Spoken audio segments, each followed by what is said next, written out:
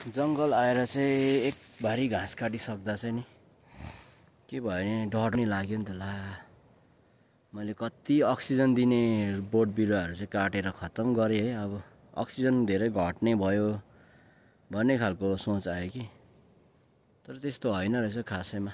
हामीलाई अहिलेसम्म पढाइन्थ्यो नि है, रुखपातबाट मात्रै हामी अक्सिजन पाउँछौँ, रुखपात सबै सक्यो भने हाम्रो अक्सिजन सबै सकिन्छ भन्ने खालको थियो है पढाइ।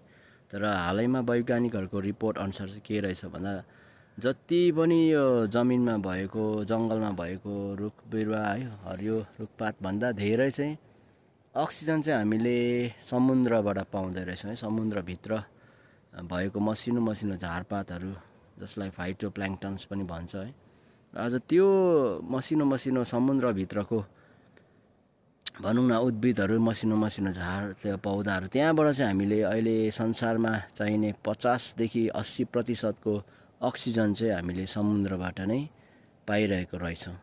हुनु त अब त्यो भन्नुअनुसार हामीले रुखपात फाँडिहाल्नु पनि मिल्दैन है, किनभने कार्बन डाइअक्साइडलाई आज युज गर्ने भनौँ न, कार्बन डाइअक्साइड जति पनि संसारले कार्बन डाइअक्साइड उत्पादन गर्छ है भनौँ, प्रदूषण फैलाउँछ, त्यो सबै प्रदूषणहरू आज युज गर्ने चाहिँ आज फेरि यही हरियो वनपाखै हो, वन जङ्गलै हो है। आज यही झारपात अथवा रुखपातहरूले नै त्यो कार्बन डाइअक्साइडलाई प्रयोगमा ल्याएर हामीलाई अक्सिजन दिने काम पनि गरेको छ र है।